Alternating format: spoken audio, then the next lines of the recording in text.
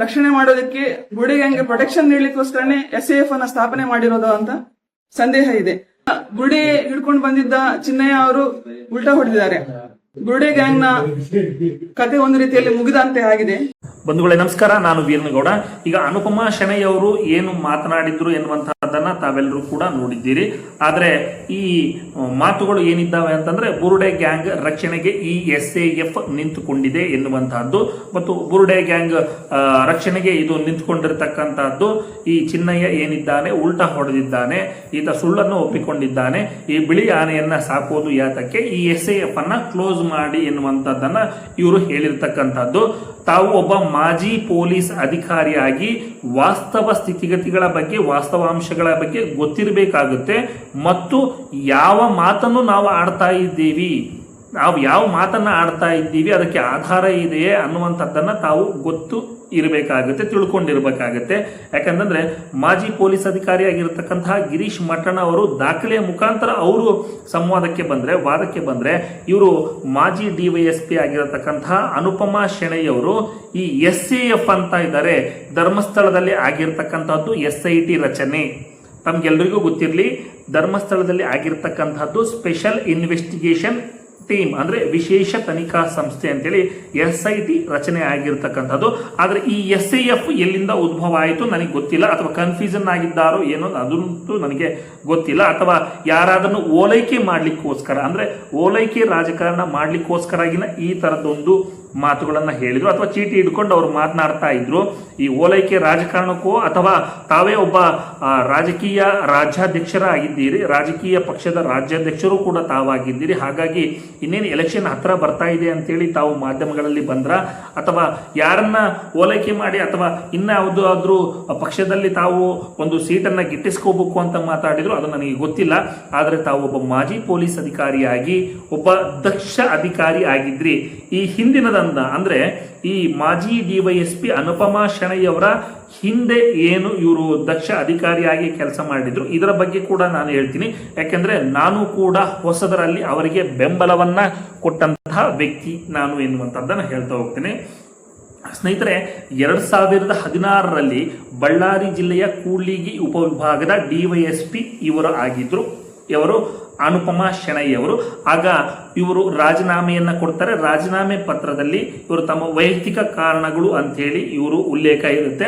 ಆದರೆ ತದನಂತರವಾಗಿ ಮಾಧ್ಯಮಗಳ ಮುಖಾಂತರ ಇವರು ಬರ್ತಾರೆ. ಮಾಧ್ಯಮಗಳ ಮುಖಾಂತರ ಬಂದು ರಾಜಕೀಯ ಕಾರಣಗಳಿಂದ, ರಾಜಕೀಯ ಒತ್ತಡಗಳಿಂದ ನನಗೆ ಅಲ್ಲಿ ಕೆಲಸ ಮಾಡಲಿಕ್ಕೆ, ಕರ್ತವ್ಯ ಮಾಡಲಿಕ್ಕೆ ನನಗೆ ಆಗ್ತಾ ಇರಲಿಲ್ಲ, ಬಿಡ್ತಾ ಇರಲಿಲ್ಲ ಅನ್ನುವಂತಹ ಕಾರಣಗಳನ್ನು ಇವರು ಹೇಳ್ತಾರೆ. ಮತ್ತು ಆಗಿನ ಕಾರ್ಮಿಕ ಸಚಿವರಾಗಿರ್ತಕ್ಕಂತಹ PT ಪರಮೇಶ್ವರ ನಾಯ್ಕ ಅವರ ಒಂದು ಆಡಿಯೋ ಕೂಡ ಬಿಡುಗಡೆ ಆಗುತ್ತೆ. ಅದರಲ್ಲಿ ಅವರು ಒಂದು ತನ್ನ ಕರೆಗಳನ್ನು ಸ್ವೀಕರಿಸಿಲ್ಲ ಅಂತೇಳಿ ಅವರನ್ನ ಹಿಗ್ಗಾಮುಗ್ಗವಾಗಿ ಜಾಡಿಸಿರ್ತಾರೆ ಆ ಪೊಲೀಸ್ ಅಧಿಕಾರಿಯನ್ನ. ಅದು ಕೂಡ ಆಗ ವೈರಲ್ ಆಗಿರ್ತಕ್ಕಂಥದ್ದು. ಆಗ ನಾವು ಇವರ ಬೆಂಬಲಕ್ಕೆ ನಿಂತುಕೊಂಡಿದ್ವಿ. ನಾನು ಕೂಡ ಆಗ ಅದೇ ತಾನೇ ಯಾವುದೋ ಒಂದು ಕನ್ನಡ ಪರ ಸಂಘಟನೆಯಲ್ಲಿ ಅದೇ ತಾನೇ ನಾನು ಸೇರ್ಕೊಂಡಿದ್ದೆ 2016ರಲ್ಲಿ. ಆ ಒಂದು ಆಡಿಯೋಗಳನ್ನ ಕೇಳಿ ನಾವು ಕೂಡ ಇಂಥ ದಕ್ಷ ಅಧಿಕಾರಿಯನ್ನ ಉಳಿಸ್ಕೋಬೇಕು ಅಂತೇಳಿ ನಾವು ಕೂಡ ಅನುಪಮಾ ಶೆಣೈ ಅವರಿಗೆ ಬೆಂಬಲವನ್ನ ಕೊಟ್ಟಿದ್ವಿ. ಕೂಡ್ಲಿಗಿಗೆ ನಾವುಗಳು ಒಂದಿಷ್ಟು ಬೈಕ್ಗಳ ಮುಖಾಂತರ ಹೋಗಿ ಅಲ್ಲಿ ಪೊಲೀಸರು ನಿಮ್ಮ ರಾಜಕಾರಣಿಗಳ ಮನೆಗಳನ್ನು ಕಾಯುವಂತಹ ಕಾವಲು ನಾಯಿಗಳಲ್ಲ, ಅವರು ಸ್ವತಂತ್ರರು, ದಕ್ಷರು, ತನಿಖೆ ಮಾಡಲಿಕ್ಕೆ ಅಥವಾ ಕರ್ತವ್ಯ ನಿಷ್ಠೆ ಮೆರಲಿಕ್ಕೆ ಬಿಡಬೇಕು ಅನ್ನುವಂತಹ ಮಾತುಗಳನ್ನ ನಾವು ಉದ್ಗದಿತನಾಗಿ, ನಾವು ಒಂದು ಆಕ್ರೋಶಭರಿತವಾಗಿ ನಾವು ಮಾತನಾಡಿದ್ವಿ. ತಮ್ಮ ಬೆಂಬಲಕ್ಕೆ ಬಂದು ನಿಂತ್ಕೊಂಡಿದ್ವಿ. ಆಗ ನೀವು ದಕ್ಷ ಅಧಿಕಾರಿ ಆಗಿದ್ರಿ, ಹಾಗಾಗಿ ನಿಮ್ಮ ಪರವಾಗಿ ನಾವು ಇದ್ವಿ. ಆದರೆ ಅದೇ ಅನುಪಮಾ ಶೆಣಯ್ಯ ಅವರ ಇವತ್ತು ಮಾತನಾಡಿರ್ತಕ್ಕಂಥದ್ದು, ಈ ವಿಡಿಯೋದಲ್ಲಿ ಮಾತನಾಡಿರ್ತಕ್ಕಂಥದ್ದು ಅದೇ ಅನುಪಮಾ ಶೆಣೈ ಅವರ, ಅಥವಾ ಇವರು ಈಗ ಬದಲಾಗಿ ಬಿಟ್ಟಿದ್ದಾರಾ, ಪೂರ ಇವರು ಬದಲಾಗಿ ಬಿಟ್ಟಿದ್ದಾರಾ, ಅಥವಾ ಈ ವ್ಯವಸ್ಥೆಗೆ ಇವರು ಹೊಂದಾಣಿಕೊಂಡಂತೆ ಕಾಣ್ತಾ ಇದೆ, ಈ ಭ್ರಷ್ಟಾಚಾರಕ್ಕೆ ಇವರು ಕೂಡ ಹೊಂದಾಣಿಕೊಂಡಂತೆ ಕಾಣ್ತಾ ಇದ್ದೇನೆ ಅನ್ನುವಂತಹ ಅನುಮಾನ ನಮ್ಮಲ್ಲಿ ಹುಡ್ತಾ ಇದೆ. ಯಾಕೆ ಅಂತಂದ್ರೆ ಅಲ್ಲಿ SAFಗೂ SITಗೂ ಏನ್ರಿ ಸಂಬಂಧ? SAFಗೂ ಚಿನ್ನಯ್ಯನಿಗೂ ಏನ್ ಸಂಬಂಧ? SAFಗೂ ಬುರುಡೆ ಗ್ಯಾಂಗ್ಗೂ ಏನ್ ಸಂಬಂಧ? ಅಲ್ಲಿ ಇರ್ತಕ್ಕಂಥದ್ದು SIT ರಚನೆ ಆಗಿರ್ತಕ್ಕಂಥದ್ದು. ಸೌಜನ್ಯ ಕೇಸ್ನಲ್ಲಿ ಅಕ್ವಿಟಲ್ ಕಮಿಟಿ ರಚನೆ ಮಾಡ್ತೀವಿ ಅಂತ ಹೇಳಿದ್ರು. ಸೌಜನ್ಯ ತಾಯಿಗೆ ಗೊತ್ತಾಗ್ಲಿಲ್ಲ ಅಕ್ವಿಟಲ್ ಕಮಿಟಿ ರಚನೆ ಮಾಡಿದ್ದಾರೆ ಅಂತೇಳಿ ಅದು ಅಲ್ಲಿಗೆ ಮುಚ್ಚೋಯ್ತು. ಅದರ ಬಗ್ಗೆ ತಾವೇ ಯಾಕೆ ಪ್ರಶ್ನೆ ಮಾಡ್ತಾ ಇಲ್ಲ? ಅಲ್ಲಿ 74 ಅಸಹಜ ಸಾವುಗಳ ಒಂದು ತನಿಖೆಯನ್ನ ಈಗ ಎಸ್ ಬಾಲನ್ ಅವರು ಹೈಕೋರ್ಟ್ನಲ್ಲಿ ವಾದ ಮಾಡ್ತಾ ಇದ್ದಾರೆ. ಆ 74 ಅಸಹಜ ಸಾವುಗಳ ಬಗ್ಗೆ ತಾವ್ಯಾಕೆ ಮಾತಾಡ್ತಾ ಇಲ್ಲ? ಅಲ್ಲಿ ಕಾಣೆಯಾಗಿರ್ತಕ್ಕಂಥ ಮಕ್ಕಳ ಬಗ್ಗೆ ಯಾಕೆ ಮಾತನಾಡ್ತಾ ಇಲ್ಲ? ಅಲ್ಲಿ 7 ತಲೆಬುರುಡೆಗಳು ಮತ್ತು 106 ಮೂಳೆಗಳು ಸಿಕ್ಕಲ್ವಾ, ಅದ್ರ ಬಗ್ಗೆ ತಾವ್ಯಾಕೆ ಮಾತಾಡ್ತಾ ಇಲ್ಲ? ಅಲ್ಲಿ ನೀವು ಹೆಣ್ಣು ಮಕ್ಕಳ ಪರವಾಗಿ ನಿಂತ್ಕೋಬೇಕಾಗಿತ್ತು.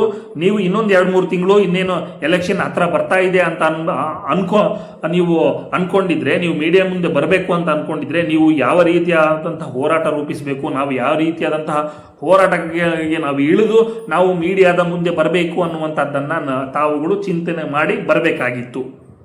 ಅದರ ಮುಖಾಂತರವಾಗಿ ನೀವು ಪ್ರೆಸ್ ಮೀಟ್ ಕರೆದು ಅದರ ಮುಖಾಂತರವಾಗಿ ನೀವು ಪ್ರಚಾರ ಮಾಡಬೇಕಾಗಿತ್ತು.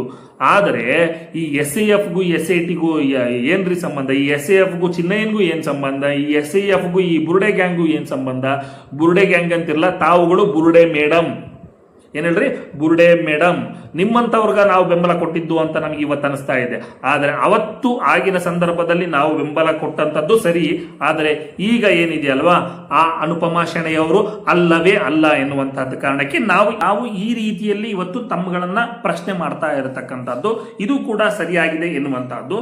ತಾವುಗಳು ಒಬ್ಬ ಮಾಜಿ ಪೊಲೀಸ್ ಅಧಿಕಾರಿಯಾಗಿ ತಾವು ಒಂದಿಷ್ಟು ಸತ್ಯಾಸತ್ಯತೆಯನ್ನ ತಾವು ದಾಖಲೆಗಳನ್ನ ಇಟ್ಟುಕೊಂಡು ಮಾತನಾಡಬೇಕಾಗುತ್ತೆ, ಅಥವಾ ಆ ವಿಚಾರದ ಬಗ್ಗೆ ಸ್ವಲ್ಪನಾದರೂ ತಿಳಿದುಕೊಂಡು ಮಾತನಾಡಬೇಕಾಗುತ್ತೆ. ತಾವು ಹೆಣ್ಣು ಮಕ್ಕಳ ಪರವಾಗಿ ನಿಲ್ಲಬೇಕಾಗಿತ್ತು, ನೊಂದವರ ಪರ ಅಥವಾ ಪೀಡಿತರ ಪರ ನಿಲ್ಲಬೇಕಾಗಿತ್ತು.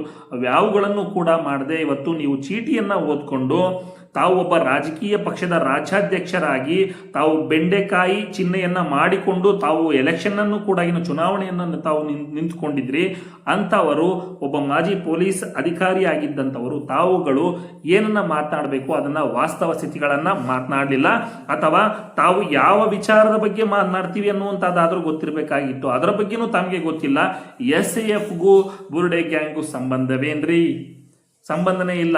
SAFಗೂ ಬುರುಡೆ ಗ್ಯಾಂಗ್ಗೂ ಸಂಬಂಧ ಇಲ್ಲ. SAFಗೂ ಚಿನ್ನಯ್ಯನ್ಗೂ ಏನ್ ಸಂಬಂಧ? ಅಲ್ಲಿ SAFಗೂ ಸೌಜನ್ಯ ಹೋರಾಟಗಾರರಿಗೂ ಏನ್ ಸಂಬಂಧ? ತಾವು ಯಾವುದು ಮಾತಾಡ್ತಿದ್ದೀರಿ ಅನ್ನುವಂಥದ್ದೇ ತಮ್ಗೆ ಗೊತ್ತಿಲ್ಲ. ಚೀಟಿ ನೋಡ್ಕೊಳ್ಳೋದು, ಸುಮ್ಮನೆ ಉದುರೋದು, ಹೋಗೋದು.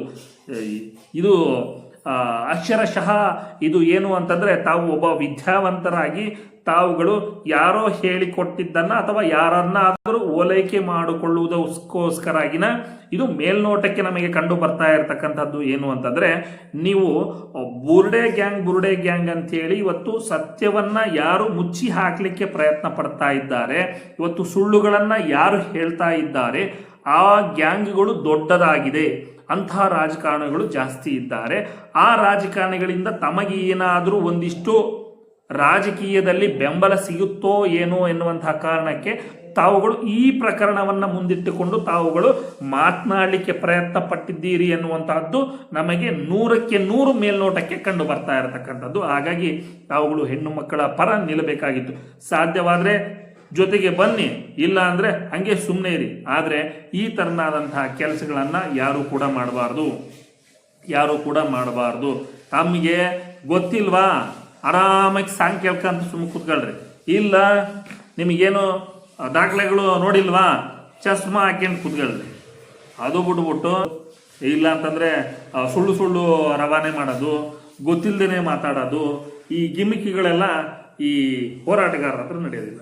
ಬಂಧುಗಳೇ, ಈ ಮಾಹಿತಿ ತಮ್ಗೇನಾದರೂ ಇಷ್ಟ ಆಗಿತ್ತು ಅಂತಂದ್ರೆ ಲೈಕ್ ಮಾಡಿ, ತಮ್ಮ ಅಭಿಪ್ರಾಯವನ್ನ ಕಾಮೆಂಟ್ ಮೂಲಕ ಹಂಚಿಕೊಳ್ಳಿ. ಇಂತಹ ವಿಶ್ಲೇಷಣಾತ್ಮಕ ಸುದ್ದಿಗಳಿಗಾಗಿ ತಮ್ಮ ಚಾನಲ್ ಅನ್ನ ಸಬ್ಸ್ಕ್ರೈಬ್ ಮಾಡಿ. ಧನ್ಯವಾದಗಳು. ಮತ್ತೆ ಭೇಟಿಯಾಗೋಣ.